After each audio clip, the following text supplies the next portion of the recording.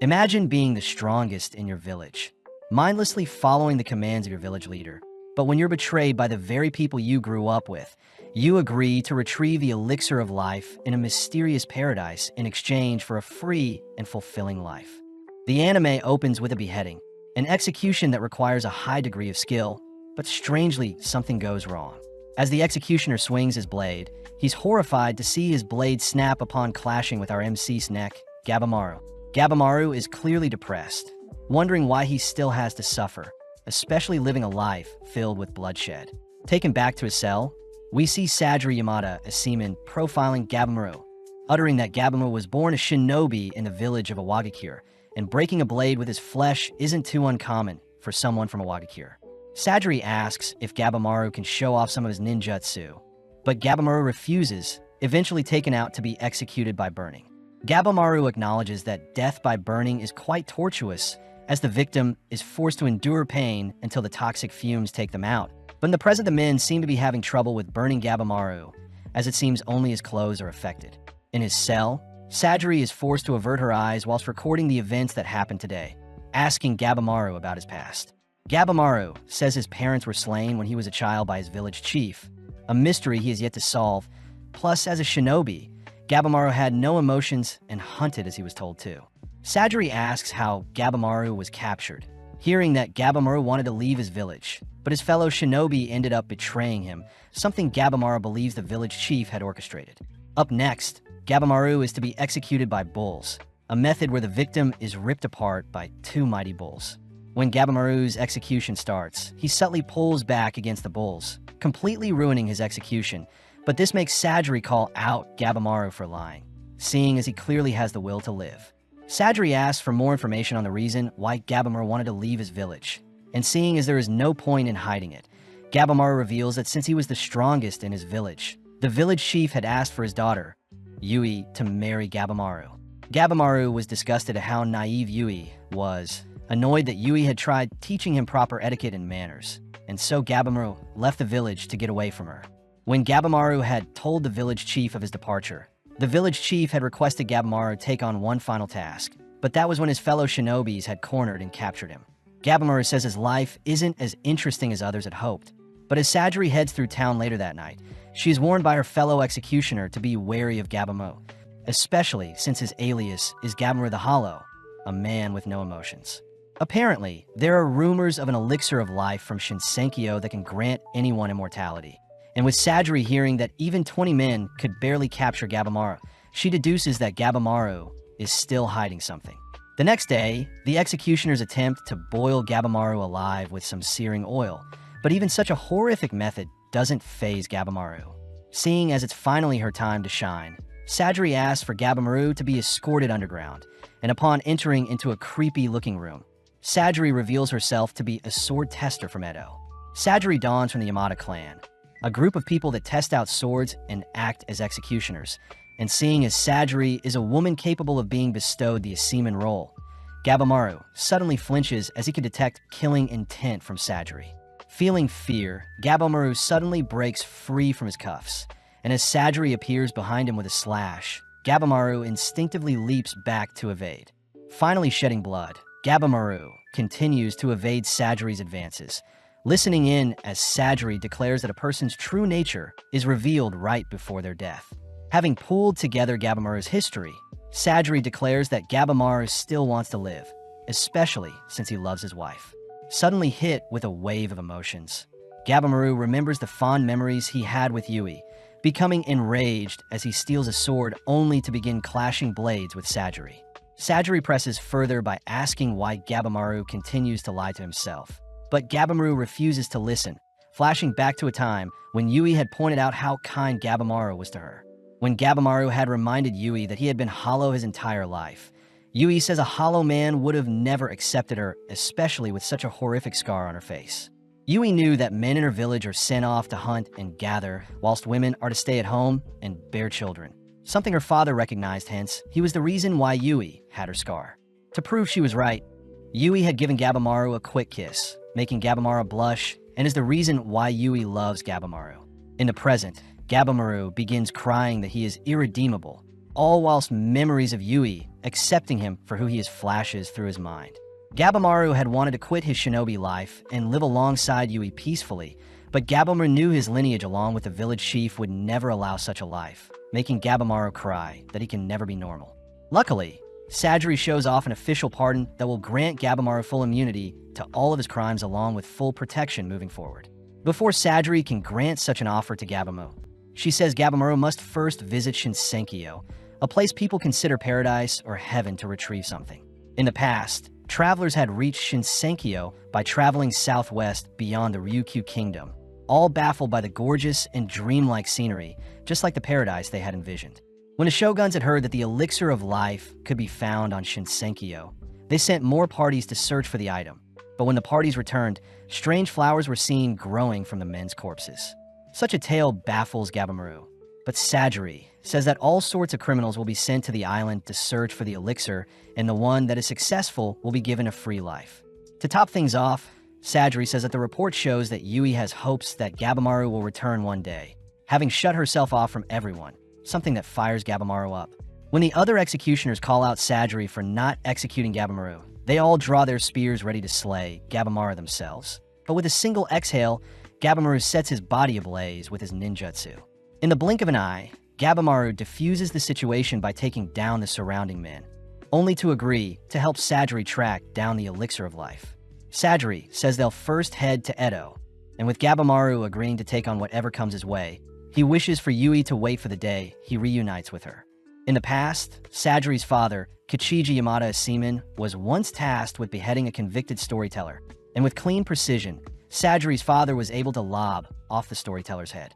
Strangely, even though their head was cut off, the storyteller continued to tell a story, a feat Sajiri wishes to replicate. As Sajiri grew up, she began practicing her executions, naturally garnering attention seeing as she was female, but sadly with every person she slain, Sajiri began to feel more guilty. Aizen Yamada as Seaman had advised Sajiri to not fear her actions, but during her next execution, Sajiri had performed her duties as normal, but Aizen utters that the fear within her is causing Sajiri to give the convicted a painful death. Sajiri has since wondered how she can become more fearless, wondering if there is someone she could execute without feeling any emotions. But in the present day, we see various criminals gathered near the ocean. The announcer first introduces the 11th Taishigun, Tokugawa Nariyoshi, but hearing that name, the gathered criminals begin booing the man. Off to the side, Sajiri notices that Tanio Saikichi, a burglar amongst the crowd, along with Nikimaru the arsonist, Kido Shuken the murderer, plus various other deadly criminals. Silencing the criminals, the announcer says the person who successfully retrieves the elixir of life will be given a life pardon in the form of a certificate, a statement that catches everyone's attention. Sajiri suddenly spots Adachi Matagoro, a criminal that targets women and children for pleasure, someone that makes Sagiri wonder if she would feel guilty putting down. At the same time, we see Gabimaru bored out of his mind, but suddenly Yuzuraha, a fellow criminal, says it's a pleasure to meet Gabimaru, a little disappointed he isn't as big or scary looking as she expected. When the announcer tries telling everyone about what they can expect when heading to Shinsenkyo, the criminals all cry that they're bored, prompting Aoki to ask the criminals to take off their masks, revealing the corpse of their former sergeant who visited the paradise. Aoki says the body of their sergeant is no longer human, and when the sergeant returned there were lumps on their body that sprouted into flowers. Aoki reveals that 60 of their men had also gone missing on their most recent expedition, something that begins to freak out some of the criminals, but Nirugai speaks up, asking if there truly is an elixir of life to be found on the island. Aoki says the criminals are allowed to refuse the offer if they want, prompting a tattooed-looking man to leave the scene, but instantly Aizen takes his life. Aoki declares that each criminal will have a member of the Yamada Seaman clan monitoring them, and if the criminals act up, the Yamada members will be free to put them down. Aoki adds that the criminals won't be able to leave the island by boat if their monitors aren't with them. But to make things worse, Tokugawa orders for the criminals to decide who will board the boats and head to paradise, giving Chobei Aza the cue to eliminate one of his competitors. Seeing as neither Aoki nor any other shogun is against Chobei's actions, the criminals suddenly start a massive brawl, each slaying each other with underhand tactics, all whilst Gabimaru patiently observes everyone. Aoki is weirded out when he sees Tokugawa enjoying the bloodshed before him, and when Tokugawa asks for the criminals, he should be looking forward too. One of the shoguns starts off by pointing out how talented Chobei is, having established a bandit village in the mountains of Io at such a young age. Next is Yuzuriha, who is a kunoichi and was part of the invasion of Sajua Castle. As for Gantetsu Saitamiya, he is well known for his masterful swordplay.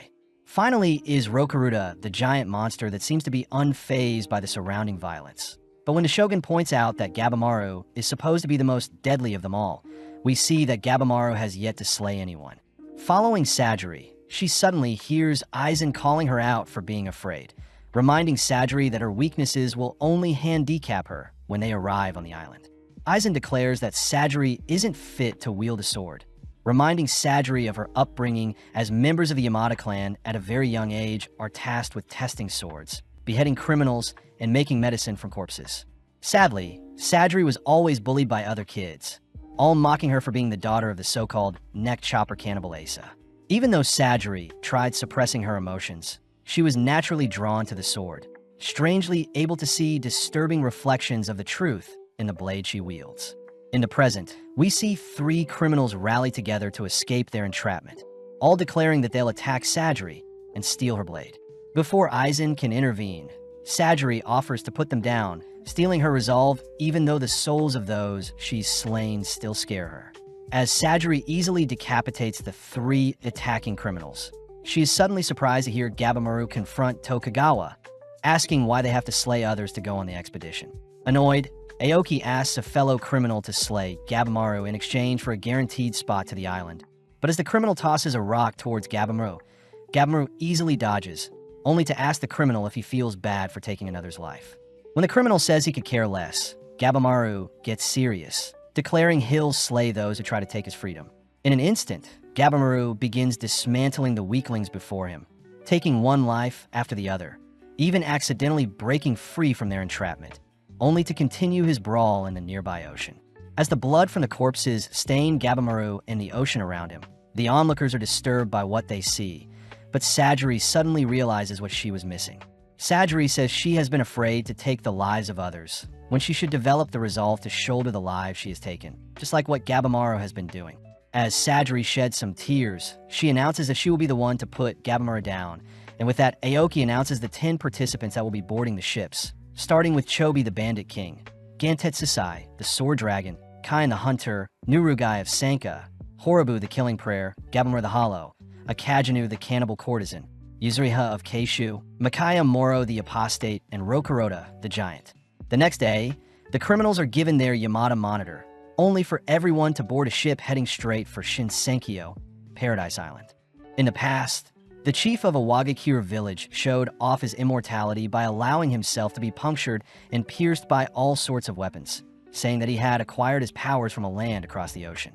As the gang arrive on the island, we see Gabimaru and Sajiri split off from the other members, both beginning their trek all whilst admiring the beautiful scenery around them. Gabimaru tells Sajiri to stay alert, especially since the surrounding plants and animals seem out of place. And as Gabimaru breaks free from his binds, Sajiri says she has been given strict instructions to have the criminals tie up their hands during their time on the island.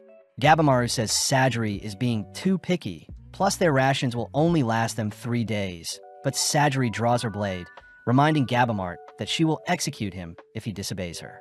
Seeing as he has no choice, he allows Sajiri to tie his hands up, but suddenly a massive steel ball clobbers Gabimaru. Revealed to be Kyun taking out his competition, everyone is surprised to see Gabimaru unfazed by Kyun's powerful blow, but Sajiri recognizes Kyun to be a warrior monk obsessed with wielding weapons. Rumor has it that Kyun has stolen 100 weapons from those he slaughtered, but Sajiri demands to know why Kyun's arms aren't tied, asking Kishu what he is doing. Kishu scolds Sajiri for being a stickler for rules, especially since the criminal's hand can be retied once they reboard the ships. And to make things worse, Kishu tries pointing out how lowly ranked Sajiri is, but Sajiri stops him before he can. Kyun is annoyed everyone is ignoring, choosing to unveil his toolbox filled with weapons, as he creepily announces that he'll test out his new weapons on Gabimaru. Gabimaru says the others will get a head start if they spend their time fighting, but Kyun could care less, especially since Kishu and Sajiri have allowed their duel. As Sajiri asks Gabimaru to tie up his hands, Kyun takes the chance to rush Gabimaru, but all of his weapons break upon colliding with Gabimaru. When Gabimaru finishes tying his own hands, He uses one of Kyun's poles to propel Kyun into the air, and seeing as Kyun's weapons have all been tossed into the air as well, Gabimaru locks onto one in particular. With a single kick, Gabimaru sends one of Kyun's own weapons directly into Kyun's stomach, all watching as Kyun collapses onto the ground. Sadly, Kyun is revealed to have sewn layers of protection into his own skin, surviving Gabimaru's attack, only to get pumped up for their brawl. Sadly, Gabimaru wipes the floor with Kyun, completely skewering the monster with his very own weapons. Seeing as his job is finished, Kishu chooses to decapitate Kyun and bring back his head as proof to leave the island. But before Kishu leaves, he warns Sajiri that she is quite unlucky. Kishu says the moment they arrived at the island, all the criminals had reverted to their twisted ways to survive, some trying to slay each other, whilst others attempted to befriend each other. Kishu reminds Sajiri that the criminals will do whatever they want to survive, confusing Sajiri since the criminals should follow the Shogun's rules if they want to be pardoned. But Kishu says surviving is all that matters when they're on this island. Kishu offers to set Sajiri free by putting Gabimaru down, but before Kishu can draw his blade, Gabimaru appears before him, declaring he doesn't want to waste time fighting a nobody. As Gabimaru and Sajiri prepare to leave, Kishu says he predicts things will change heavily in a few hours, and as we cut to Aizen, we see him busy tying up his boat. Seeing an opening, Rokuroda appears before Aizen, forcing Aizen to draw his blade, but upon seeing his sword shatter upon reaching Rokuroda's skin, Aizen is ultimately eliminated. Next up is Horobu, who is slain by Chobei. As for Akajinu, she is dispatched by Cheyenne, all whilst Yuzuriha and Mikaya have both been slain. Kishu tells Gabimaru that a messenger made contact with a new Iwagakure, and rumor has it that they'll be making their way to the paradise, alerting Gabimaru. As for Sajiri, Kishu says that this expedition is most likely a way to elect the next head of their clan. With that final warning, Kishu takes his leave, and with Sajiri wondering what type of person Gabimaru truly is, she is suddenly forced to block a strike from Gabimaru's blade. Gabimaru admits he was trying to put down Sajiri painlessly, flashing back to the moment when the village chief slaughtered Gabimaru's parents, having asked to leave his village after giving birth to Gabimaru. Gabimaru remembers the chief, instructing Gabimaru to brush aside emotions to avoid being weak. And as Sajiri demands to know why Gabimaru has turned on her, Gabimaru says he has to find the elixir before the Iwagakure clan arrive on the island. Gabimaru apologizes since he needs to take down Sajiri, seeing as she is burdening him. But strangely, Sajiri nor Gabimaru can muster up the courage to take the other's life, both wondering what is wrong with themselves. Flashing back, we see Yui asking Gabimaru to embrace his emotions, especially since courage comes from someone being honest with how they feel. But after meeting Yui, Gabimaru had noticed his emotions getting in the way of his hunting. As Sajiri continues to duel Gabimaru, he opts to use his hands to take on Sajiri, but his emotions prevent him from dealing the final blow. With each blow, we see Gabimaru pulling his punches, cursing himself for being so weak.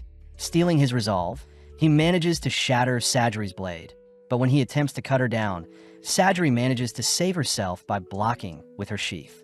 Sajiri calls out Gabimaru for being pathetic, and seeing as he has no other choice, Gabimaru manages to mount Sajiri, readying himself to don his hollow form.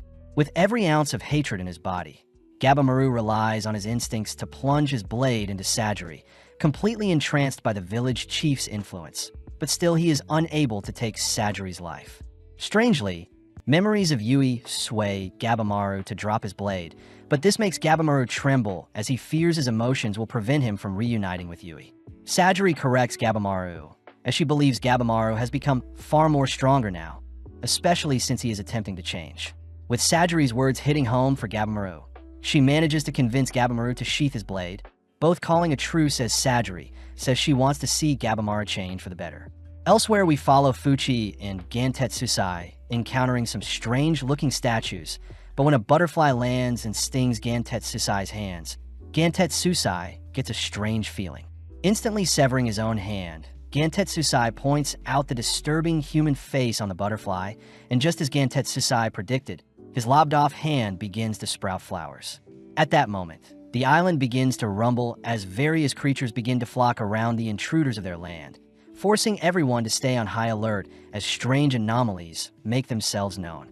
In the past, no one would mess with Gantetsusai as he had honed his swordplay masterfully, even drawing the attention of Lord Tatsumi, who recruited Gantetsusai as one of his officers. Gantetsusai agreed, seeing as he was given a place to stay and food. But during an evening of drinks with Tatsumi, Tatsumi had questioned if Gantet Sasai was even capable of slaying a dragon.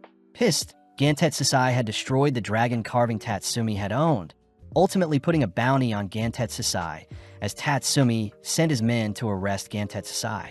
Hearing that Gantet Sasai will return one day and mess with Tatsumi more, Fuchi is weirded out by Gantet Sasai's reason for living. Gantet Sasai asks what the tools Fuchi had brought with him, but Fuchi brushes aside the question, declaring that he is ranked 9 amongst his peers. Fuchi says the tools he's brought are for dissection, swiftly drawing his blade, which alerts Gantet Sasai, all whilst ordering Gantet Sasai to not look down on him. Seeing Fuchi's resolve, Gantet Sasai simply begins to head through the forest, making Fuchi ask what Gantet Sasai has planned. Gantet Sasai announces that he'll start off by eliminating his competition, something Fuchi had expected, especially since these expeditions are like creating insect poison, with the most poisonous insects surviving till the very end. Back in the present, we see Gabimaru and Sajiri prepare to face off against a fish-looking monster with prayer beads, both weirded out by the island's inhabitants.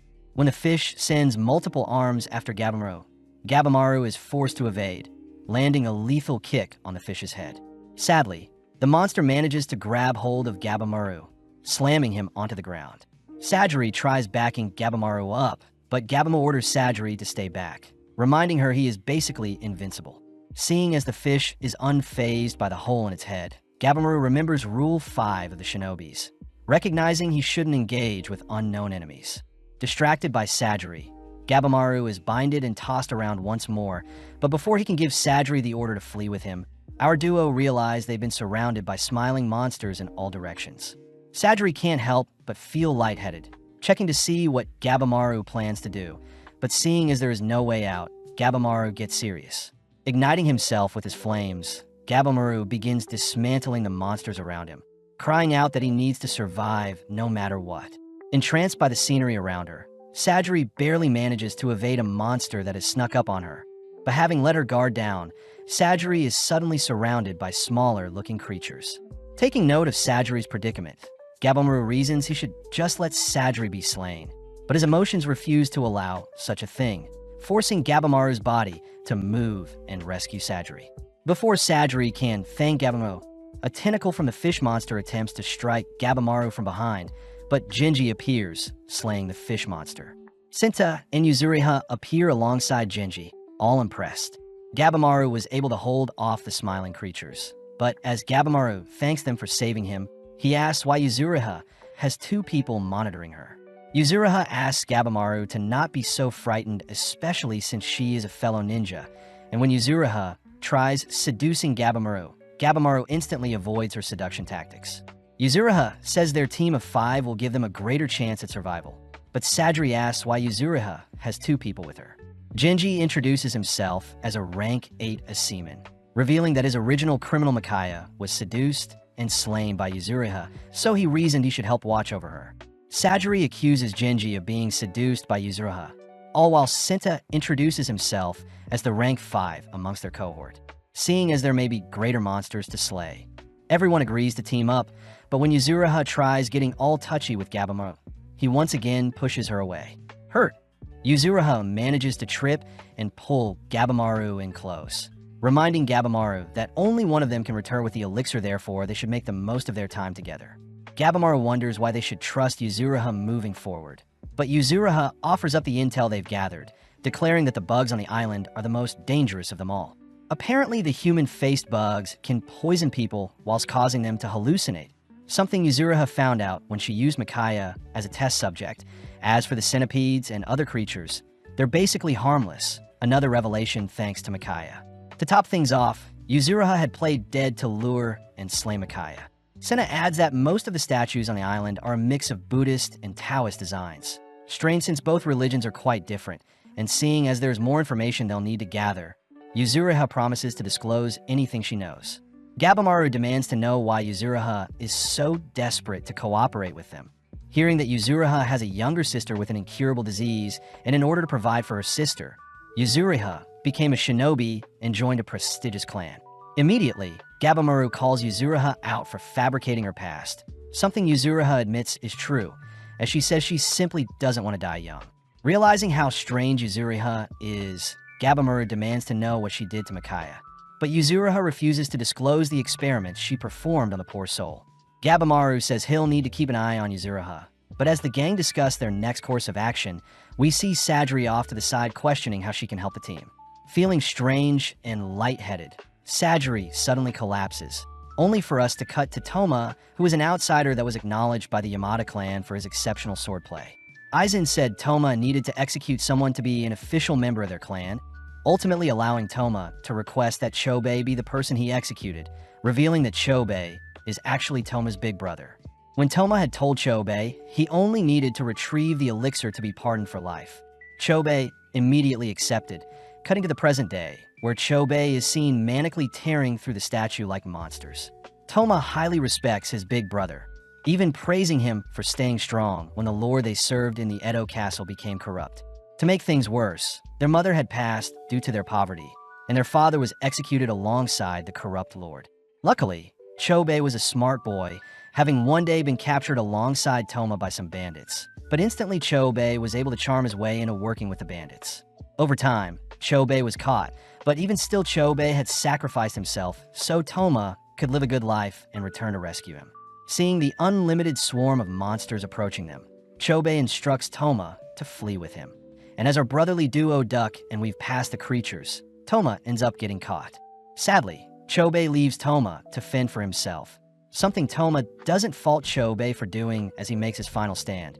But surprisingly, Chobei returns to help, having retrieved a bigger axe from a monster's corpse. As a soul projectile scrapes Chobei, the duo suddenly spot even more horrific monsters surrounding them, freaking Toma out when the monsters begin to speak. Chobei says he's had enough of the creatures rambling, choosing to go berserk as he enters into a frenzied state, only to carve up the monsters. Toma remembers that his big brother will always be a beacon of hope for him, both agreeing to slay everyone else and claim the elixir for themselves. But Toma wonders how they'll be able to fend off their other competitors. In her dreams, Sadri can only picture her father's disappointed face, but luckily, she awakens to see Genji watching over her. Genji says they've taken shelter in a cave and that Sadri shouldn't move since she is still recovering from the butterfly's poison. But she ignores Genji's advice, choosing to peep her head outside. Surprisingly, the other three are quite nonchalant, with Gabimaru making dinner, Sita mending the team's clothing, and Yuzuriha lazing around. Seeing as Sadri has awoken, Sita says they can continue their journey whilst they discuss their next course of action. And when Gabimaru shows off the food he had mashed together using the surrounding plants and seeds, Yuzuriha can't help but be disgusted. Regardless, Gabimaru says he had scouted the island whilst foraging, declaring that no location stood out to him. Yuzuriha asks if Gabimaru would be able to guess where the elixir is, but Gabimaru lies and says he only has the sketch of the elixir given to them to go on. Gabimaru adds that the plants are mainly combinations of ones found on the mainland, and seeing as they're near Ryukyu, there could be flowers that Gabimaru has never seen before. Strangely, Gabimaru reveals that some of the plants around them resembled the people that were previously sent to the island, a horrifying realization that makes Yuzuriha ask if Gabimaru fed them the corpses of their predecessors. Gabimaru says he didn't, but wonders if the mandarin plant he found could be the elixir. Sadly, Senta says the original idea of the elixir came from their interpretations, so their best bet would be to figure out what created the stone statues first. Sadri says she is still creeped out seeing as the wildlife is too dangerous for normal species to survive on the island. And strangely, there were no reproductive organs on the creatures they slayed, plus they resembled gods that were created using human and animal parts. As the group tries to wrap their heads around the phenomena they've been facing, Gabimaru declares that such immortal beings would indicate that the elixir is real, but first they must figure out where the monsters live. That evening, Sadri is still amazed an entire day has yet to pass, but suddenly Genji asks Sadri to leave the island, declaring that as a daughter of the Yamada clan, she should focus on giving birth to their future generation. Sadri says she'll stay and fulfill her duty, but Genji calls out Sadri for losing her sword granted to her by the clan, reminding Sadri that she doesn't have the heart to put down Gabimaru if the time comes. Genji says Sadri's skills as a sword tester and executioner will do her no good in battle, but Senta appears questioning if it'll be easy to return to their main boat, seeing as most don't make it out alive. Cutting over to the rank 10 Tenza, We see him and Nurugai attempt to escape the island and return to the main boat, but Nurugai says Tenza is dumb for using brute strength to fight the currents in the ocean. Nurugai says he won't be able to return to land safely, seeing as he doesn't have the elixir, but Tenza says he'll speak to the shoguns, intriguing Nurugai. When the duo spot the main boat in the distance, they jump in joy, but eerily they realize they've discovered the shipwrecks of all the previous boats that failed to escape the island. In the fog of war, a creepy silhouette is seen spying on them, and when Tenza draws his sword, the creature horrifically attacks with its tentacles. Managing to evade and leap onto the shipwrecks, Nurugai says that Tenza's shiny sword is showing the monster where they are, and seeing as they need to flee from the eldritch horror chasing after them. Both desperately search for a usable boat. Nurugai still remembers the moment when his grandpa had asked Nurugai to survive no matter what, and it's revealed that Nurugai was the one who tried helping some samurais that were lost in the forest. But when they discovered Nurugai's village in the mountains, they slaughtered them, all seeing as the village wouldn't submit to them. Nurugai was the only one taken alive, ultimately meeting Tenza, who believed an innocent child shouldn't be executed, hence he was offered the chance to go free if he finds the elixir. But Nurugai wondered if he should live on to preserve his bloodline or snuff himself out to atone for his sins. Horrifically, the duo run into a malformed-looking Kishu, making Tenza cry out, seeing as Kishu is unresponsive. Out of nowhere, the monster's tentacle tears Kishu's body into two, only for multiple other tentacles to entrap our duo in a ring.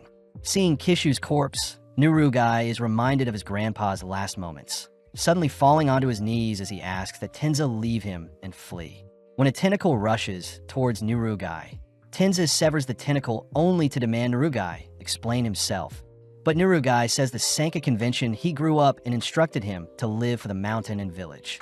With Tenza blocking another attack from the creatures, Tenza asks Nurugai to explain why he doesn't want to flee, but this annoys Nurugai as he sees Tenza is putting his body on the line to protect him.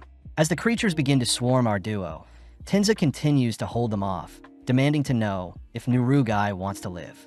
Suddenly struck with the fond memories he had with his gramps, Nurugai cries that he wants to live, prompting Tenza to toss him a sword as they both fight their way toward a stray boat off in the distance. As the evening sun appears, we see that Nurugai and Tenza have successfully escaped their demise and made it back to the island, but they fear that all the surrounding currents only lead back to the island. Tenza does remember the lone samurai that made it back to the island, declaring they'll search for that route once they get cleaned off, but upon seeing Nurugai's girlish figure, Tenza realizes that Nurugai had been a girl all along.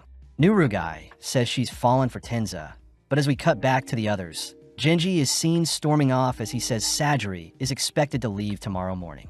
Alone with Senna says he half agrees with Genji as Sajiri seems to be the only one able to tame Gabimaru, something that makes Senna ask how the two got so close. Sajiri decides to hide Gabimaru's past from the others, cutting to later that night when everyone is asleep, but Sajiri chooses to have a chat with Gabimaru. Weirdly, Gabimaru asks if Sajiri is feeling better, catching Sajiri off guard as Gabimaru seems to care for her. Gabimaru says he'll face the Iwagakure if they invade the island, and once he leaves the island, he'll live the rest of his life with Yui, something Sajiri finds admirable. Sajiri asks how Gabimaru can be so strong, but Gabimaru says he can sense great potential in Sajiri herself. Unable to pinpoint exactly what it is, but Gabimaru's instincts tell him that Sajiri is strong. Seeing as Gabimaru believes in her, we cut to the next day, where Genji offers to escort Sajiri back to her boat, but Sajiri says she won't be leaving. Sajiri still remembers the prejudice she received from her peers and parents during her upbringing as a woman, especially since women were never meant to wield a blade nor have the right to lead their clan. But Genji can't understand what Sajiri is feeling. Sajiri cries that she wants to live as a samurai, swiftly bowing to Genji as she pleads for Genji to allow her to live her life how she sees fit. But Genji says he can't bear to listen to such nonsense. As Genji draws his blade to knock some sense into Sajiri, Sajiri swiftly disarms and steals Genji's blade, pissing him off as he refuses to be made fun of. But before things can escalate, Rokuruda appears, ripping a hole in Genji's stomach. In the past, we see that Rokuruda would always eat, eventually growing up and being unable to control his powers to a point where he slayed his own parents. In the present, Genji had pushed Sajiri away from Rokuruda's attack, tanking the entirety of the blow as he was flung brutally into a tree. Seeing as Genji is on the brink of death, Genji cries for Sajiri to run, but Rokuruda has snuck up on her preparing to attack. Right on cue, Gabimaru appears, knocking Rokuruda aside, horrifying Sajiri when she realizes Aizen was meant to be watching over the giant. Seeing as Rokuruda is clearly agitated and unharmed, Gabimaru declares he'll have to take the bout seriously. And seeing as Shinobi Rule 9 is accurately analyzing enemies' abilities, Gabimaru says he'll test to see what Rokuruda is capable of. In a mere second, Rokuruda rips a tree out from the ground, nonchalantly launching it towards Gabimaru.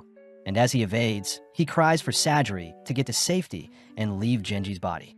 Gabimaru is a little annoyed that Yuzuriha is watching idling by, something she is proud of as she begins cheering Gabimaru on, and seeing as Rokuruda has only brute strength, Gabimaru says he'll only have to focus on predicting Rokuruda's swings. Strangely, Rokuruda begins changing up the speed in which he attacks, forcing Gabimaru to stay on the defensive, as he realizes that Rokuruda is more capable than he seems. Testing out a theory, Gabimaru employs his stone-throwing technique, but the deadly projectiles simply bounce off Rokuruda's thick exterior. Seeing as Gabimaru's other ninjutsus are basically useless against such a formidable opponent, we cut to Sajiri, who desperately tries to stop Genji's bleeding, but Genji says it's too late. Genji takes the chance to point out how nurturing Sajiri is, but Sajiri cries she has always wanted to embody the responsibilities of both men and women, shocking Genji as he finally realizes what Sajiri was trying to tell him earlier. Genji chooses to give Sajiri his blade, an item that is meant to represent a warrior's soul, and seeing as Rokuruda probably slayed Aizen, Sajiri must be the one to take the giant down. Back with Gabimaru, he is unable to get close to use his flames on Rokuruda, fearing that he'll be snuffed out the moment he gets too close. But surprisingly, one of Rokuruda's fingers are severed, revealed to have been Sajiri who had targeted one of Rokuruda's joints. Seeing as Rokuruda does have weak points after all, both Sajiri and Gabimaru agree to work together, all while Senna says he would like to tend to Genji's wounds, but Yuzuriha calls Senna out for telling a bold-faced lie. Yuzuriha says they can flee if the others lose, and seeing as Rokuruda's finger wound has already stopped bleeding, Gabimaru says they'll cut Rokuruda at the legs to make him kneel only to take the giant down with a single blow to his neck. As Gabimaru draws Rokuruda's attention, he buys time for Sajiri to sneak over to Rokuruda's legs, but her slash fails to breach the giant's skin. Seeing as her attack was filled with emotion, Sajiri says she needs to rid herself of all emotions, all whilst Rokuruda retaliates with some projectiles of his own. Although our duo can evade, Gabimaru notes his fatigued legs. As for Sajiri, she still fails to make a cut on Rokuruda's body. Sajiri cries they need to make Rokuruda kneel over before she can cut his nape, but suddenly Rokuruda's stomach begins to growl, causing the giant to bawl his eyes out as his cries create deafening sound waves. With everyone in the vicinity covering their ears, Gabimaru is suddenly caught off guard as Rokuruda pounds him into the ground. And even though Gabimaru seems fine, he suddenly begins spewing out blood as the impact from the single attack was too much for him. Seeing as Gabimaru is unable to move, Sajiri rushes to intercept Rokuruda's next attack, and as she sees her life flash before her eyes, she comes to the realization that her attacks can both be filled with emotion and reason. Masterfully, Sajiri manages to parry Rokuruda's next attack, only to duck a second incoming slam. Taking a deep breath, Sajiri braces and calms her mind, emitting an aura that frightens Gabimaru all whilst impressing Yuzuriha, as Senta says her ranking was originally meant to be 12th. Senta admits that Sajiri was placed last due to her status as a woman, but after she has removed any hesitation, it's apparent that her skills surpass even most masters. As Sajiri brawls with Rokuruda head-on, Gabimaru is completely blown away by how Sajiri is moving, and when Rokuruda loses footing and falls on his back, Sajiri rushes to capitalize. Sadly, Rokuruda leaps away before Sajiri can slice his neck, but seeing as Gabimaru is back online, Gabimaru says they'll need to employ a high-risk tactic to take down the giant. Stepping up, Gabimaru sets his heart ablaze, only to begin infusing each of his attacks with his purgatory flames. Kicking various flaming rocks, swinging a fiery tree, and even blowing a breath of flame towards the giant, Gabimaru begins to set the surrounding area on fire. Having realized what Gabimaru was planning, Yuzuriha and Sennet are seen fleeing the scene, all whilst Gabimaru's flames spread rapidly throughout the island. Yuzuriha had realized that the smoke from the flames would ultimately rise up and begin suffocating Rokuruda due to his tall stature, and seeing as they'll be able to outlast the giant by keeping low to the ground. Our duo watches as Rokuruda coughs and cries out in agony. Giving in, Rokuruda finally collapses to his knees, squirming and gasping for air, but this gives Sajiri the perfect chance to cut his neck. When Rokuruda tries attacking Sajiri, Gabimaru blocks and pins Rokuruda to the ground, allowing Sajiri to calm herself and perfectly decapitate the giant. As Rokuruda's life flashes before his eyes, we learn that Rokuruda was actually cursed by extreme hunger, something that led him to be alone his entire life. As a last act of sympathy, Sajiri graciously asks Rokuruda to sleep for eternity, but Gabimaru is more concerned about the vicious flames encasing them. Seeing as they must flee the scene, Gabimaru leads the way for Sajiri, and seeing as both Genji and Aizen have passed, Sajiri promises to live and carry on their legacies. Not even a few minutes later, our duo hide from the statue monsters that seem to be heading over to the fire they created, strange seeing as animals normally avoid danger at all cost. Gabimaru says they have no choice but to continue deeper to where the monsters just came from, and seeing as they need to find the elixir as soon as possible, both Gabimaru and Sajiri begin bolting in the same direction. Coincidentally, they meet up with Yuzuriha and Senta, who seem to be mindlessly staring off into the distance. And when Gabimaru and Sajiri join them, they all become speechless upon discovering a village on the island. Cutting over to Chobei, he is seen drinking the blood of the monsters he's slain, all whilst Toma explains the possibility of hermits and outcasts that may live on the island. Suddenly, Chobei detects some movement off in the distance, and when our brothers head over to inspect the sound of the noise, they're horrified to see two seductive-looking beings embracing each other. Taofar and Ju-Far glare at the brothers when they realize they're being watched, both suddenly speaking as they demand to know how humans have made it to their location. But before Tao can invite the brothers to join them, Ju declares they will eradicate the brothers. Back with Gabimaru, he says they need to figure out if the inhabitants of the village are their enemies, all whilst a mysterious figure listens in on their conversation. Immediately, Gabimaru turns to face the figure, prompting the figure to run off, but Gabimaru sprints after them. Pulling off their hood, Gabimaru lays eyes on a child, but out of nowhere a bonsai-looking monster attacks Gabimaru, buying the girl enough time to flee the scene. Gabimaru cries that the girl may be their only hope at learning more about the island, choosing to leap towards the tree monster, only to kick it towards the others as he continues after the girl. Sajiri chooses to run after Gabimaru, leaving Senta and Yuzuriha to deal with the tree creature. And seeing as it's her time to shine, Yuzuriha tosses away Senta's glasses, only to gulp down a liquid that makes her pores ooze out a strange substance. With Gabimaru hot on the girl's tracks, he manages to catch up to her, noting how familiar she is when navigating the island. When the girl tries striking Gabimaru, he nonchalantly catches her hand, but surprisingly, she manages to flip and restrain Gabimaru, something extraordinary for her size. Sajiri tries calling out to the girl, reassuring her that they mean no harm, and when the girl stops to face Sajiri, she is revealed to have charged up a punch. As the little girl swings her mighty fist, Gabimaru swiftly intercepts the blow, but he still receives the impact from the punch, an abnormal occurrence similar to the strength Rokuruda exhibited. Having barely been able to keep conscious, Gabimaru is pissed that the little girl is giving them so much trouble, choosing to retrieve some vines only to bind and string the girl up. Funnily enough, Gabimaru's cold glare causes the girl to cry, allowing Sajiri to step in and nurture her. As Yuzuriha comes to fetch her duo, she reports that she was able to take down the tree monster, and as the gang waits for the girl to warm up to them, Huko the tree monster suddenly asks for Mei to be returned to them. Huko promises to take them to their village and feed them, and seeing as their village has a bath, our gang gladly follow Huko back to its village.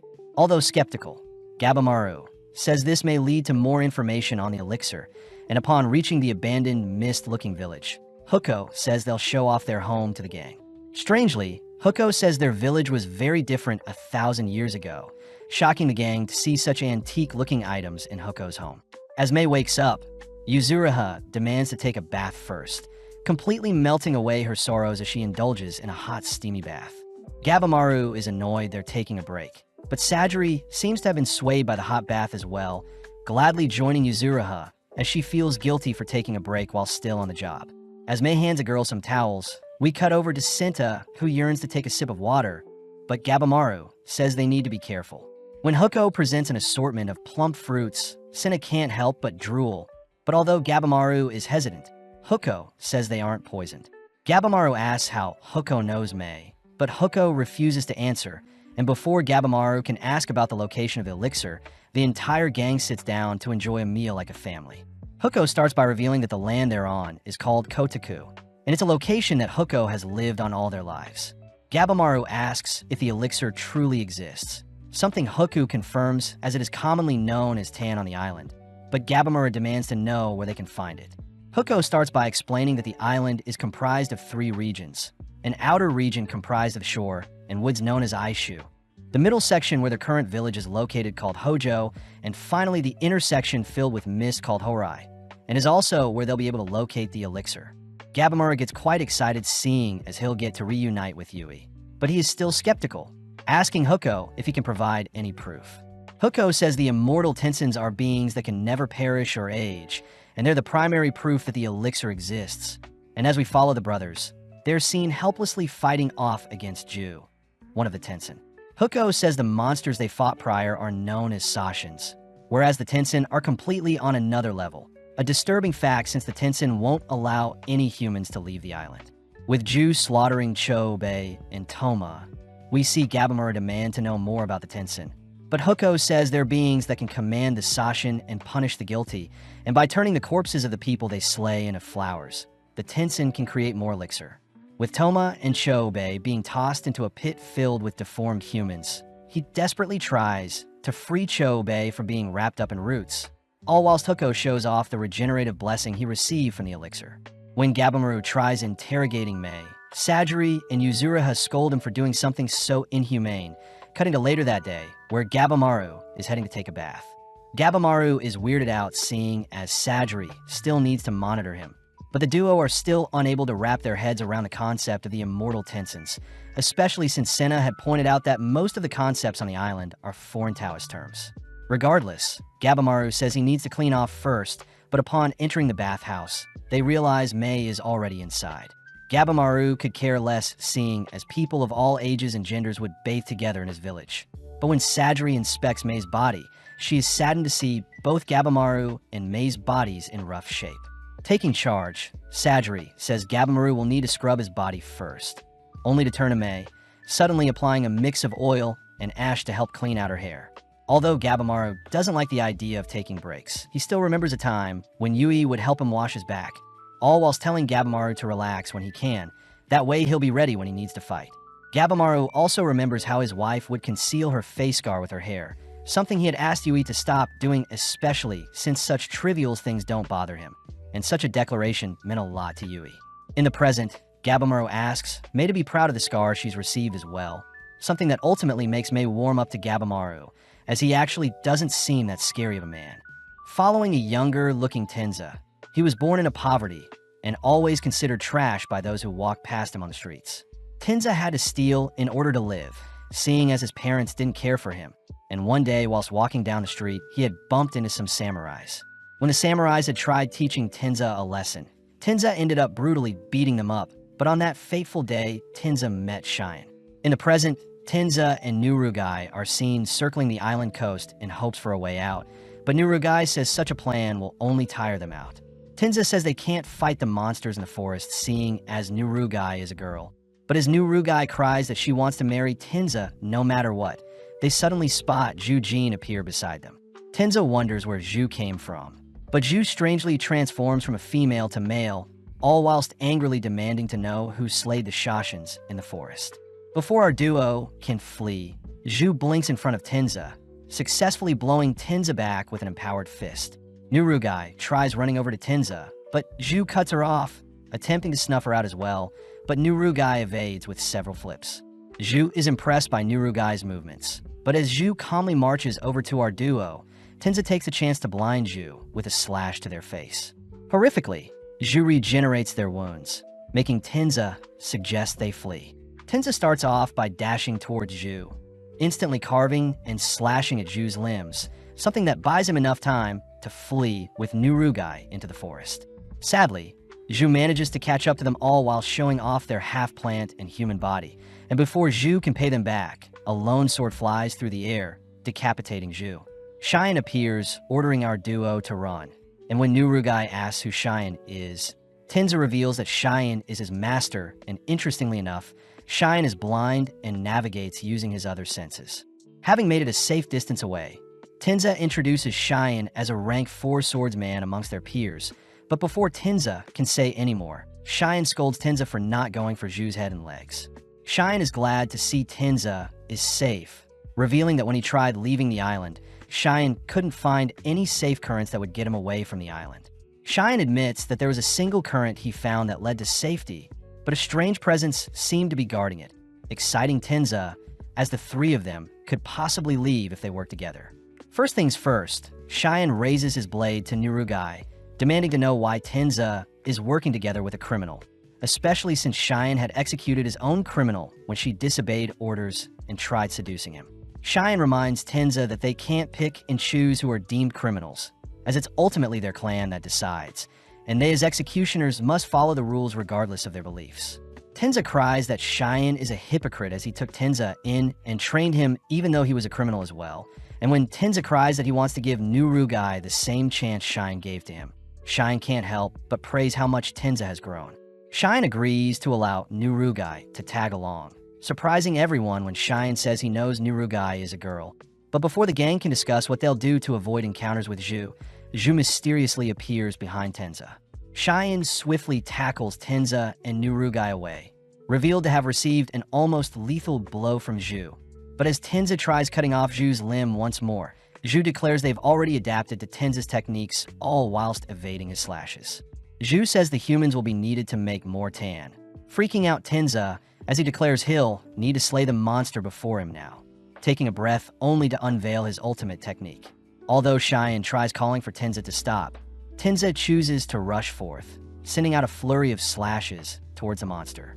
Sadly, Zhu easily evades each slash, retaliating with a single flick that punctures several holes into Tenza's body.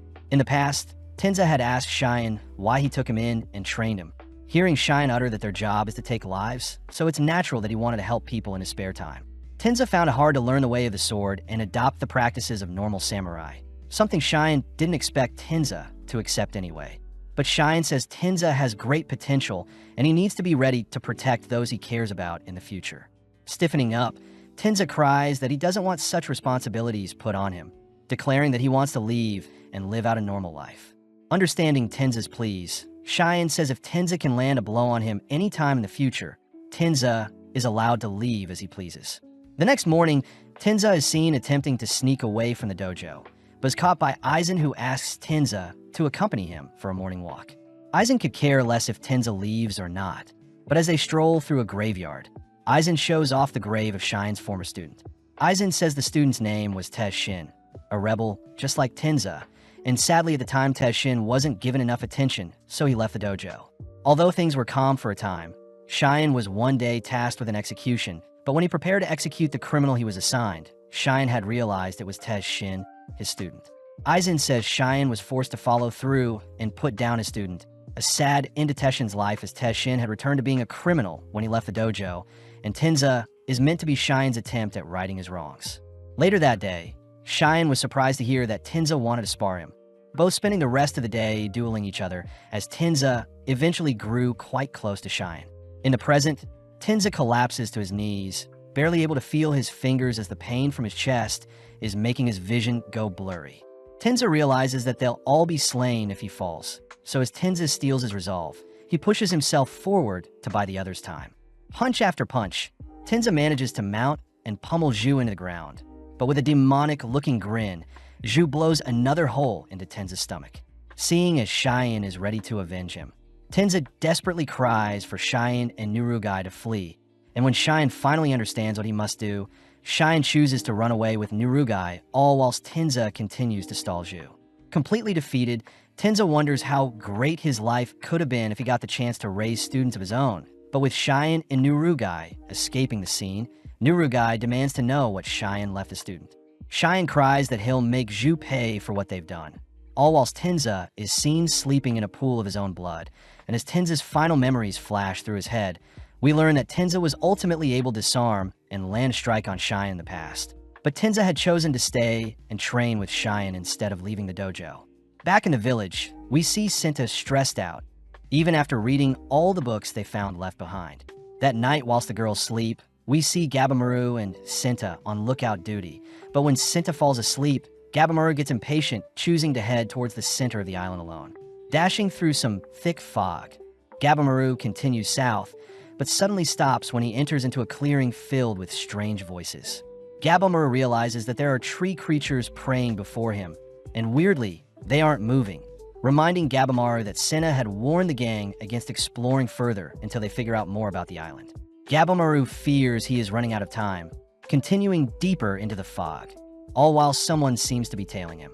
Not too long after, Gabimaru runs into a man-made building. Something Huko had predicted as the center of the island is still meant to be quite preserved for those living in it. As Gabimaru reaches out to the door in front of him, he suddenly realizes that Zhu has appeared behind him, but luckily Zhu says they're too exhausted to engage in another fight. When Gabimaru asks if humans can truly be made into the elixir, Zhu sparks up, immediately rushing Gabimaru with an empowered palm. Gabimaru chooses to parry the blow, following up with a powerful kick that sends Zhu's head spiraling. But Zhu simply continues to hunt Gabimaru down. Seeing as Zhu can regenerate infinitely, Gabimaru employs his flames to incinerate Zhu. But before Gabimaru can turn away, Zhu sneaks up on Gabimaru even with their burnt body. Zhu manages to combo and slam Gabimaru into the walls of the building before them. And when Zhu regenerates all of their wounds, they're surprised to see Gabimaru still standing. As their duel continues throughout the desolate wastelands, Gabimaru is able to keep up with Zhu, something that excites Zhu as it's been ages since a human was comparable to them. With Zhu refusing to answer any of Gabimaru's questions, Gabimaru begins to grow tired, desperately racking his brain for a solution to outwit the being before him. Whilst attacking Zhu, Gabimaru strangely mimics Zhu's technique from earlier, managing to empower a kick that does a decent amount of damage to Zhu. Zhu realizes that Gabimaru himself doesn't know what he is capable of, and seeing as he can't let Gabimaru get the better of them, Zhu unveils a hidden technique, suddenly striking Gabimaru with an invisible projectile. The sheer impact of the projectile sends Gabimaru to his knees, and when Zhu begins firing hundreds of similar strikes at Gabimaru, Gabimaru cries that such a power is similar to Maze. Gabimaru desperately tries to leave the blast zone, but Zhu manages to clobber Gabimaru with a lethal blow, a strike that blurs Gabimaru's vision. Envisioning Yui cheering for him, Gabimaru musters all his strength and begins rushing towards the eye of the storm, only to begin exchanging blows with Zhu. Gabimaru declares he'll destroy Zhu faster than they can recover, successfully knocking Zhu down only to demand to know where the elixir is. Creepily, Zhu smirks, beginning to call forth several flowers to begin encasing their body. In mere moments, Zhu has morphed into a disturbing amalgamation of flower and monster, swiftly letting out a surge of electricity that ruptures the surrounding area. With a roar, Zhu clears the dust cloud formed from the explosion, but Gabimaru is still standing. When Gabimaru tries leaping in for a kick, Zhu simply blocks only to electrocute Gabimaru once more, sending Gabimaru clinging to whatever remaining life he has left. Gabimaru tries activating his flames to deal with Zhu, but his body screams out in agony, allowing Zhu to bombard Gabimaru with strikes all whilst he begins to lose consciousness. Waking up, Gabimaru notices Yui beside him, glad to see that everything was a dream. When Yui tries serving Gabimaru some tea, he apologizes to Yui, declaring that he may not be able to make it home after all. In the present, Zhu has restrained Gabimaru and is preparing to tear him apart, but surprisingly Gabimaru is still able to cut Zhu up. Remembering Rule 20, Gabimaru declares he'll muster up all of his strength and take down Zhu before he kicks the bucket, reflexively setting his heart ablaze as he attempts to burn Zhu up. Sadly, Zhu simply drops Gabimaru, allowing his flames to die out, only to charge up another electric shock to end Gabimaru. Right on cue, Mei appears, choosing to protect Gabimaru by erecting a barrier only to flee the scene having leapt off the nearby cliff. Choosing not to pursue them, Zhu is clearly annoyed that Mei rescued a human. But as the sun begins to rise the next day, we see Sajiri disappointed that Sinta had let Gabimaru flee. Sinta deeply apologizes, suggesting they go search for Gabimaru. But Yuzuriha says it would be foolish, as it'll be quite hard navigating the thick fog in Horai. Luckily, Huko offers to join them, uttering that Mei may have gone after Gabimaru. Setting out straight away, Huko leads the way, all whilst Yuzuriha asks Huko to disclose more on these mysterious Tensen. especially since they may run into them soon. Huko says that the Tensen are 7 hermits, beings that are capable of changing their genders as they see fit. And as we cut to the Tensens, they're seen chatting away the day, only for Rain to appear, asking everyone to make their reports. The Tensens all report that peculiar humans have arrived on their island. And when they hear that many Sashins have been slain, Zhu blames Zhu for not keeping a closer watch on the humans. Zhu states that Zhu is very incompetent, suddenly blowing their head off as they hear Zhu was using too much Tao and even had to undergo their Kishikai transformation to survive. Rain orders everyone to settle down and not harm each other, seeing as their family. And when Rain asks if Zhu had dealt with the brothers properly, Zhu confirms that the brothers were dumped into the pit whilst barely alive.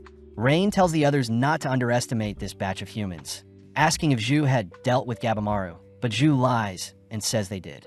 To end their gathering, Rain pours each of the 7 members a cup of a strange liquid, and upon downing the drink, Zhu's wounds are all healed. Back with the gang, Huko says that there was originally a single hermit that became a god and split their being into several parts, and it is those 7 beings that govern the island. The gang are even more surprised to hear that Huko used to be human as well, but sadly the humans, after some time, transform into tree creatures. Hence the praying tree statues in the clearing Gabamaru encountered. Huko says his family had all transformed before him, and tragically his daughter was the first to transform. So all Huko can do now is hope that him and his family souls are allowed into Horai, as it's ultimately the Tensen gods that decide whose soul can truly rest in the center of the island. Cutting over to Gabamaru, we see that he has managed to survive the fall thanks to Mei, but Gabamaru gets pumped seeing as Zhu seemed to be someone he could slay.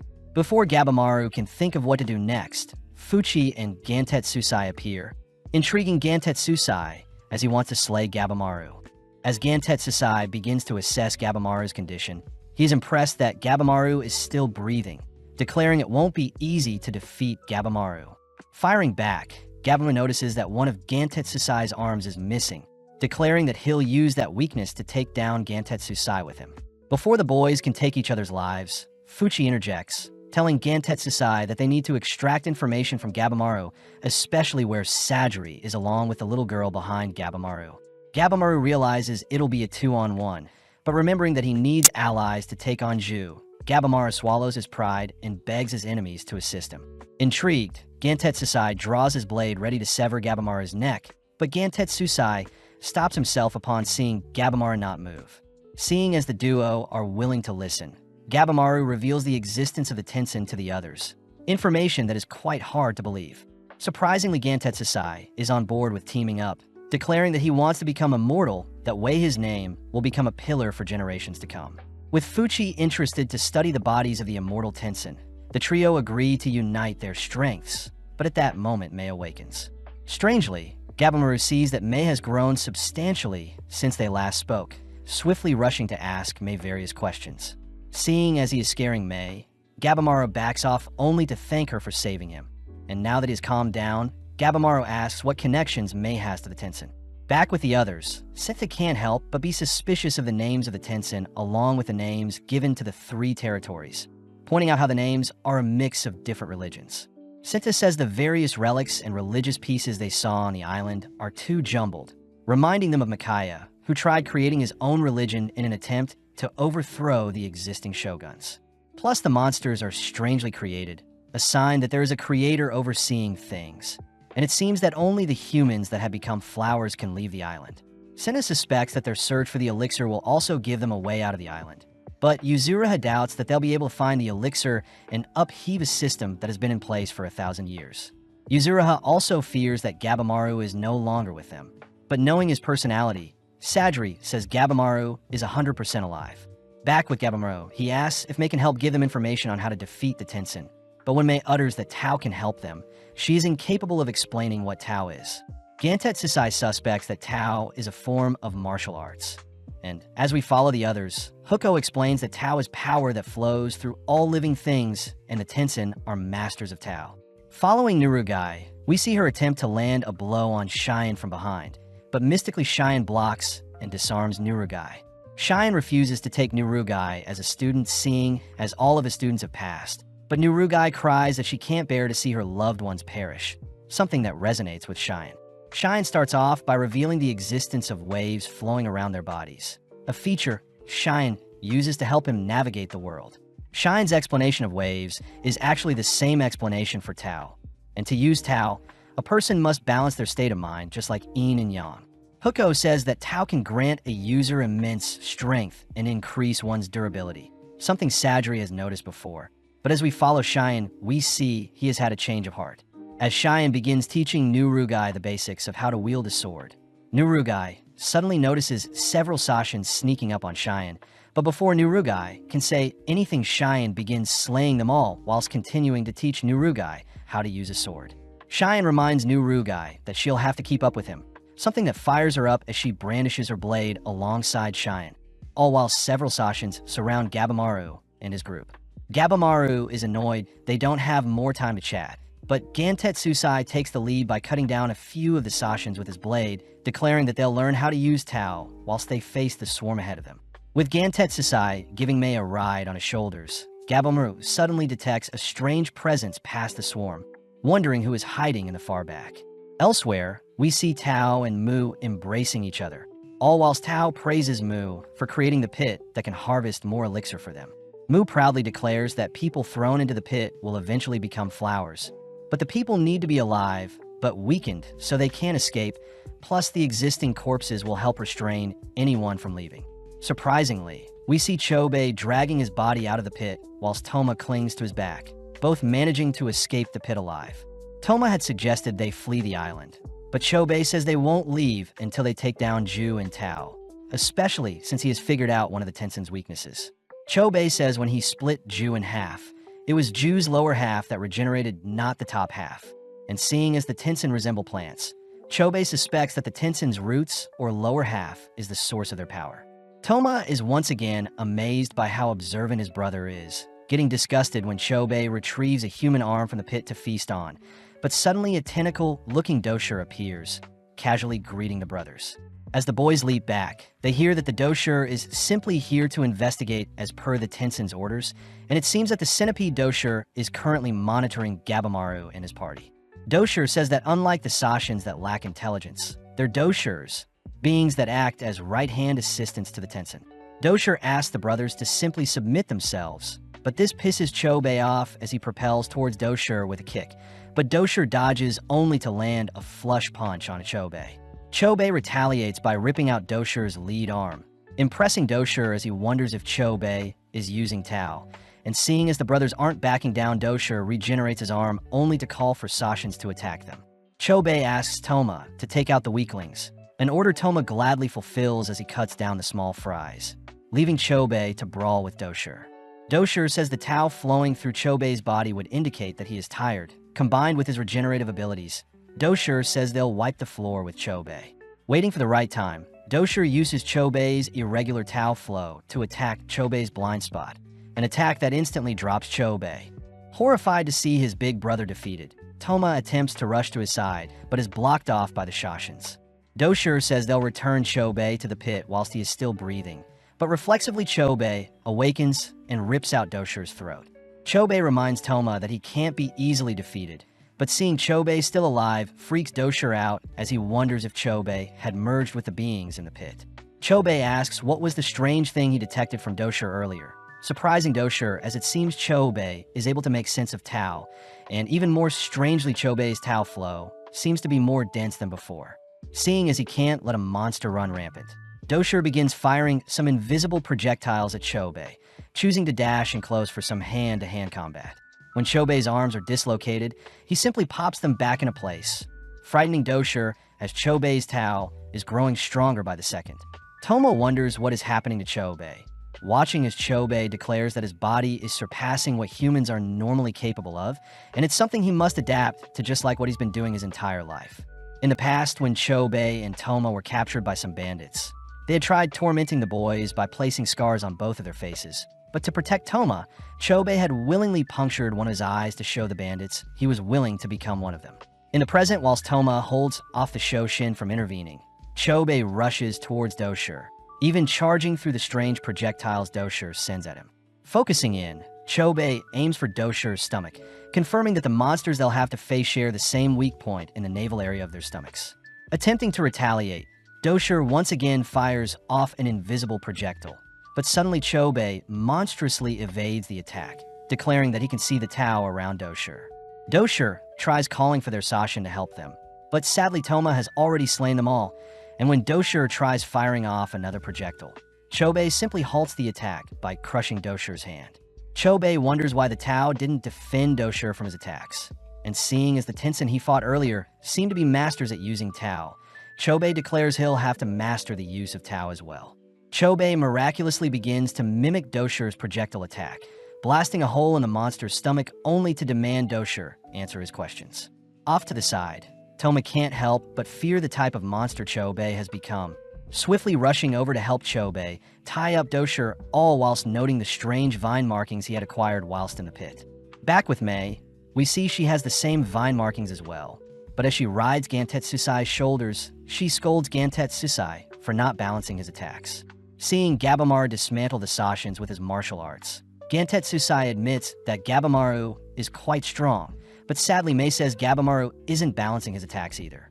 Off to the side, Fuchi gets to work dissecting the monster's corpses, only to report that each Sashin has a unique internal structure, meaning each creature has their own weak points. Gabamaru can't help but wonder what Mei is hiding, having caught a glimpse of her true power before he fainted atop the cliff, but seeing Gabamaru glare at her, Mei begins to cry. Gantetsusai demands that Gabamaru be more nice to Mei, but Gabamaru says he's already nice to her, both continuing to slaughter the monsters, all whilst Mei tries telling them their attacks are too strong. The centipede Doshir seems to be inspecting the boys' movements, but upon seeing that Mei is with them, Doshir tries a sneak attack, but Gantetsusai has already detected and blocked the attack. When Gantetsusai tries swatting Doshir away, Doshir manages to evade and drag Mei away with their jacket. Surprisingly, Doshir gently places Mei down, only to ask where Mei has been, declaring that Mei was originally banished from the palace 1,000 years ago, but she eventually went missing from Horai entirely. Doshir said Rain had forbidden anyone from searching for her, but Doshir is glad to have reunited with Mei, especially since Mei doesn't belong with the humans. Doshir reveals that Mei feeds off humans to survive, just like the Tenzin, and as Doshir begs Mei to return and lead them, we see Gabamaru completely speechless. Gabamaru feels betrayed seeing as Mei may be hiding more things from them, but seeing the poor girl crying, Gabamaru's body moves on his own. Having stepped in front of Mei, Gabamaru chooses to protect the poor girl, admitting that he doesn't know Mei's true intentions, but he can't stand idly by and let Mei be taken away. Annoyed, the centipede Doshir calls for the butterfly Doshir to appear, and within a single second, both Doshirs call for their armies of butterflies and centipedes to swarm the area. Gantetsusai is excited seeing as he can enact his revenge on the being that took his hand from him, and before Gantetsusai can rush the Doshirs, he is struck by the invisible Tao projectile. Gabamaru realizes it's the same attack Zhu used on him, and as Gabamaru begins brawling with the centipede Doshir, Gantetsusai takes on the butterfly Doshir. Taking a quick break, the Doshirs declare that humans aren't fit to protect Mei, but Gabamaru says he is simply returning Mei the favor for rescuing him. But this annoys the Doshins as they declare that Mei is essential for their Tao training. The Doshirs reveal that it takes 5 steps to master Tao, with the final one being the balance of yin and yang, and can be achieved with intercourse between men and women. It's revealed that the Tenzins have been using intercourse to further increase their Tao mastery over the years. This would also explain the Tenzins' abilities to shift genders, seeing as they need to balance the yin and yang when embracing each other. Disgustingly, Gabamaru and the others realize what type of training Mei will be used for if she is captured, as the Doshir need a female partner to train, and it's revealed that Rain was the one who inflicted the scar onto Mei, seeing as she was banished for only housing yin energy in her. Gantetsusai cries that he'll slay the disgusting monsters before them, and before Gantetsusai can ask Gabamaru to join him, the air around Gabamaru begins to spark, seeing as Gabamaru is quite pissed off. Sensing danger from their enemies, the Doshirs morph their bodies into horrific-looking beings using their false Kishikai technique. With both boys pumped up, Gantetsusai starts off by cleaving at the butterfly Doshir's wings, but the attack misses as the Doshir's wing disperses into butterflies that rush Gantetsusai. Although Gantetsusai evades the swarm, he is suddenly weakened, having accidentally inhaled the butterfly's poison.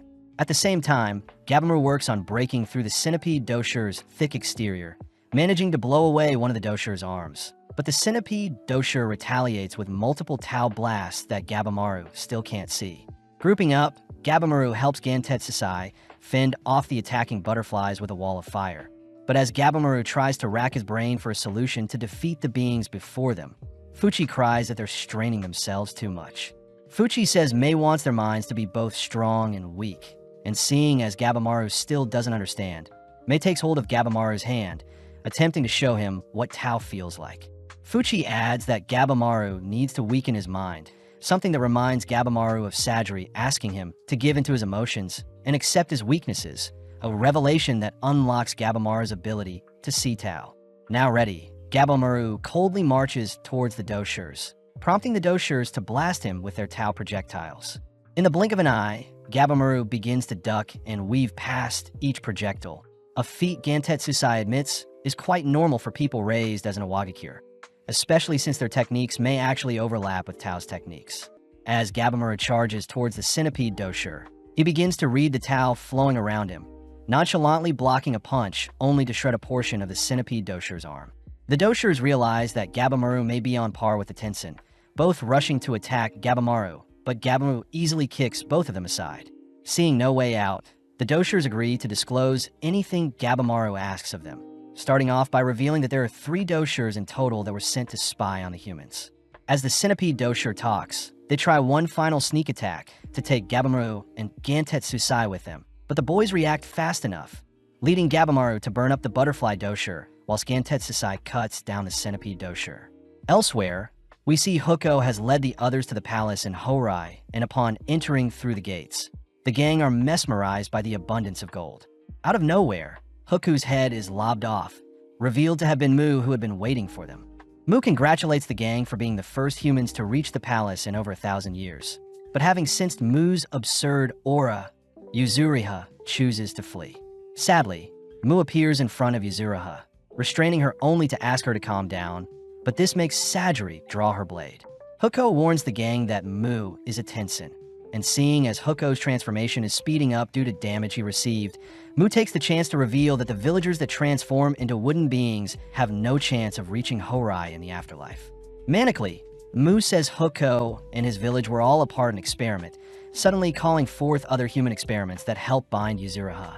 Mu says they're Kyoshi, servants created from low-quality humans. As for the higher-quality humans, they're needed to create more Tan.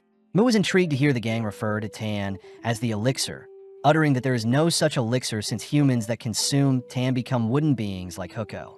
Sadri is heartbroken, seeing as Gabimaru may never be able to be pardoned, and as Mu prepares to restrain the gang, Yuzuriha manages to escape her bind with a substitution technique, only to toss several knives at Mu, finishing off by decapitating him. Yuzuriha apologizes for running earlier, snapping Sadri out of her daze, as they all agree survival is the most important thing. But before they can leave the scene, Mu has already finished regenerating. Seeing Yuzuriha up ahead, Mu sends his Kiyoshis to swarm her, only to detonate them and blast Yuzuriha with an ooze. Luckily, Yuzuriha had evaded, but Mu realizes Yuzuriha can see people's Tau, something Yuzuriha had considered chi up until now. Mu gets excited to play with Yuzuriha some more, but Senna steps up, declaring that as the rank 5 executioner he'll be fighting as well. Sadri is surprised that Senta drew his blade to stand up for Yuzuriha, but before Sadri can ask Senta how he feels about Yuzuriha, Mu pushes Sadri into the palace. Mu tries befriending Yuzuriha by offering to teach her the basics of Tau, but Senna has already closed the distance, swiftly cutting off Mu's limbs. Yuzuriha takes the chance to slurp down a drink, emitting a strange slime from her body, only to use her excretions to her advantage. Having encased Mu in the slime she produced, Yuzuriha reveals that she had drank Snake's poison, and now she can excrete and use the poison to her advantage, completely melting away half of Mu's body. Sadly, Mu simply begins to regenerate, forcing Senta and Yuzuriha to work in tandem to defeat Mu, but the duo only get in the way of each other. Seeing an opening, Mu snatches up Yuzuriha only to use her body to knock Senna back, uttering that Yuzuriha's techniques are lackluster since she has yet to master Tau. With Mu flexing his absurd control on Tau, we follow Sadri, who is barely able to stay on her feet, desperately asking Huko if the Tensen have a weakness. Seeing Huko refuse to respond, Sajiri reminds Huko that they still need to find Mei after, something that sways Huko. Mu praises Yuzuriha's substitution technique. He uses a similar one. But sensing Sajiri from behind, Mu leaps to avoid her slashes.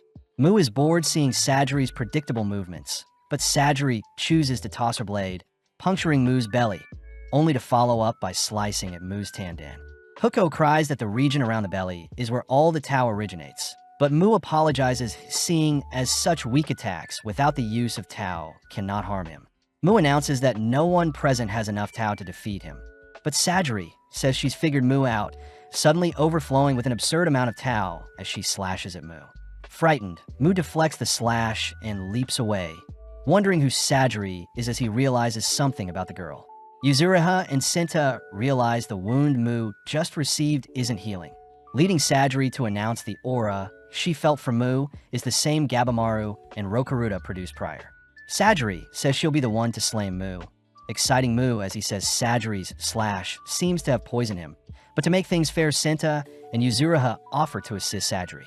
In the blink of an eye, Mu employs a technique to make himself invisible, suddenly appearing before Sajiri, but Yuzuriha has already binded Mu. Yuzuriha recognizes the technique to be similar to her substitution technique, and as Sajiri prepares to cut Mu down, Mu simply blows her away with a roar. When Mu sends his Kiyoshis to deal with Yuzuriha, Senta intercepts and puts the attacking beings down, forcing Mu to bite off his own arm to blast Yuzuriha with some Tao. Yuzuriha uses Senta to help evade the projectile, leaving Sajiri to begin slashing at Mu. But Mu says her attacks are predictable. Right on cue, Senta and Yuzuriha both take off one of Mu's legs each, forcing him to leap into the air to evade Sajiri. But this leaves him wide open as both his arms are cut off. Sajiri now begins to calm herself as she prepares to cut down Mu. But Mu manages to propel himself into the air, swiftly regenerating as he switches genders. Whilst levitating, Mu bombards the surrounding area with hundreds of projectiles, forcing the gang to run for cover. With her vision blurring, Sajiri is seen out of breath, realizing that her breathing technique is slowly draining too much from her. Before Sajiri can faint, Yuzuriha reminds Sajiri that they're very close to slaying Mu, pointing out how scared she must be to be flying in the air where Sajiri can't reach her. Taking the lead, Yuzuriha downs another drink only to dash towards Mu, firing out some webbing, but Mu simply retaliates with another hail of projectiles. Mu mocks Yuzuriha for not fleeing, but Yuzuriha had waited for the perfect timing to drag Mu out of the sky, sending her smashing into the ground below. Before Sajiri can reach Mu, Mu reverts to his male form ready for combat, but Senta manages to sneak up and restrain Mu. Having closed the distance, Sajiri aims directly at Mu's stomach, perfectly cutting it open and officially putting Mu down. In the aftermath, the gang fear how strong the 6 other Tensins may be, all while Sajiri feels a strange exhaustion come over her. Yuzuriha wonders if the gold in the palace can make up for the non-existent elixir, all while Sajiri and Senta sit down for a chat, allowing Sajiri to ask if Senta has feelings for Yuzuriha. Senta says he always dreamed of becoming an artist, but having been forced to work under the Yamadas, Senta eventually became an executioner and sword tester. Sadly, Senta hated the idea of taking another's life, hence why he began studying other religions, but eventually his dreams and passions became out of reach. It was then when he met Yuzuriha, a girl that could see right through his mask, and is someone he admires seeing as he wants to be free just like her. Sajiri is amazed that such a formidable executioner like Senta had such a peculiar dream, both agreeing to do their best and survive till the very end. But as we cut over to Gabimaru and the others, we see Fuchi scolding Gabimaru for slaying the only lead they had. Gantetsusai doesn't want Mei to guide them towards the other Tensin in fear of what they may do to her, but Gabimaru asks if there is anything she wants him to fulfill as thanks for teaching him Tao. Fuchi says Gabimaru's documents described him as being hollow, but his newfound emotions makes Fuchi wonder if Gabimaru will be handicapped moving on, and before Mei can ask something of Gabimaru suddenly collapses. At the same time, we see Yuzuriha take note of Mu's corpse sprouting hundreds of flowers, and as a lone thorn appears and darts towards Yuzuriha's heart, Senta is seen tanking the blow. As his life flashes before his eyes, Senta is grateful to Yuzuriha for showing him the life he always wanted, choosing to endlessly draw and sketch things in his dreams as his mind seems to go blank. The girls are horrified to see Senna's body covered in flowers, but as Sajri falls on her back, they both watch as Mu undergoes a horrific transformation. Seeing the towering eldritch horror before them, both girls despair as Mu sends several more thorns towards them, but out of nowhere Cheyenne appears, heroically protecting the girls. Before Sajri can thank Cheyenne, Cheyenne calls for Nurugai to cut Senna's flowers and roots to slow down his transformation, only for Nurugai to drag everyone away. Cheyenne says the waves that are emanating from Wu resemble Zhu, and having performed various experiments on the monsters whilst traveling to the palace, Cheyenne declares that cutting the waves directly will mortally wound anything.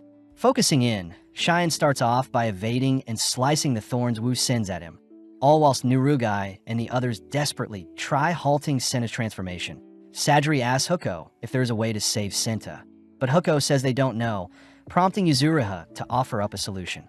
At the same time, we see Cheyenne running circles around Wu to evade their vines, choosing to attack Wu from above, but Wu blocks and blows Cheyenne back. Unleashing a hail of projectiles, Wu catches Cheyenne in the blast zone.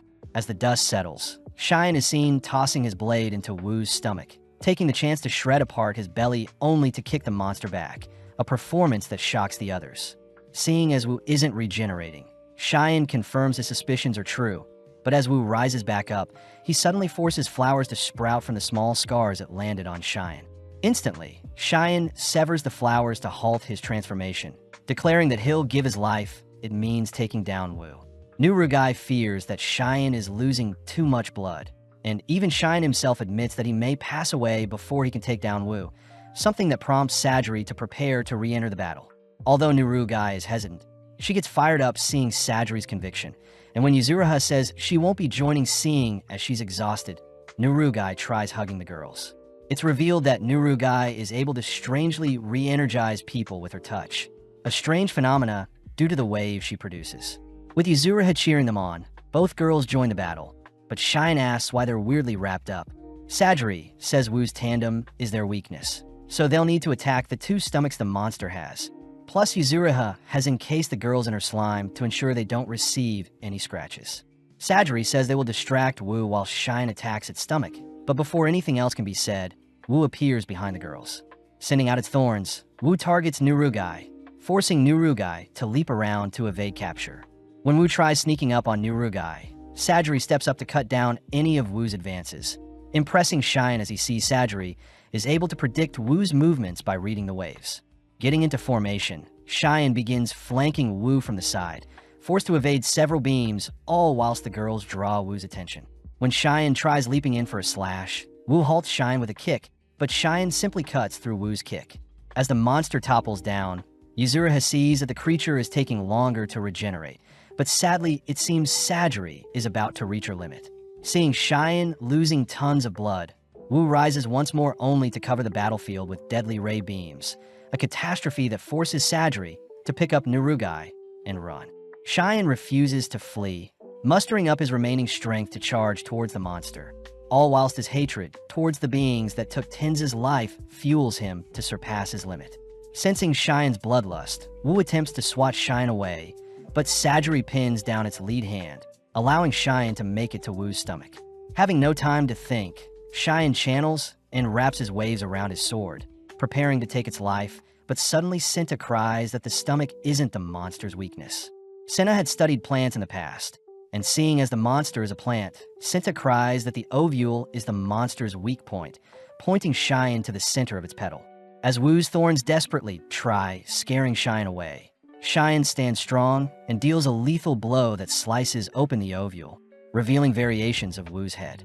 Wu is amazed to have been slain by a human so willing to give their lives in order to take down a god, and as Wu's body begins to evaporate into flowers, he strangely thanks Cheyenne for putting an end to his life.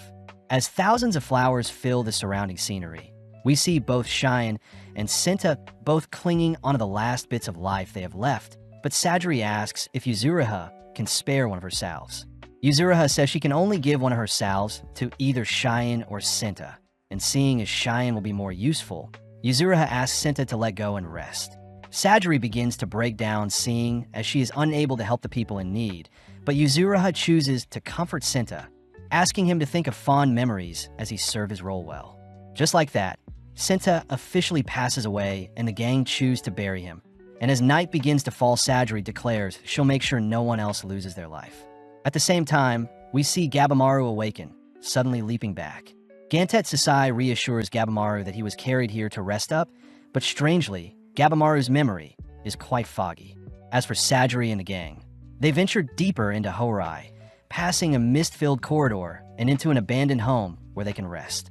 Yuzuriha starts off by inspecting the clothing the room has, beginning to bicker with Nurugai as they argue which clothes will suit them, and seeing as Sajiri is quite tense, Cheyenne says they should review the information they've gathered. Cheyenne says Tao is capable of enhancing one's physical body if used correctly, but Cheyenne says overusing it will drain one's life force, leave permanent marks, or even cause one's memories to wane. But worst of all, it may lead to death. Yuzuriha brings up the topic of the non-existent elixir, but Sajiri says that Gabimaru's village chief is immortal. Sadly, Yuzuriha suspects that the village chief may have used an illusion to convince Gabimaru and the others that he was immortal. That way Gabimaru would never disobey the village chief. Sajiri is shocked to hear that Yuzuriha's village did a similar ritual. And most surprising of all, Yuzuriha questions if the village chief had created Yui to force Gabimaru to remain tied down to the village. Sajiri refuses to believe that Gabimaru's wife was simply another illusion created by the village chief. But at the same time, we learn that Gabimaru is unable to remember anything, not even what Yui looked like. To make things worse, Gabimaru can't remember how he got here and who the others are, declaring he'll play along to learn more. But when Mei checks Gabimaru's Tao, she's horrified to see a section of his Tao is missing. That night, Sajiri is seen gazing off into the night sky, greeted by Cheyenne, who seems to have changed out of his bloodied clothing. Sajiri says so many of their allies had passed in the span of 3 days, and seeing Sajiri fixated on where Gabimaru is, Cheyenne asks if Sajiri loves Gabimaru. Sajiri admits that she doesn't know how to feel, especially since Gabimaru's upbringing was so tragic, and to make things worse, Gabimaru's reason for living may not even be real. The season ends with Gabimaru gazing off into the night sky, desperately trying to remember the face of his wife. But as we cut to the mainland, we see that new executioners are being sent to Shinsenkyo,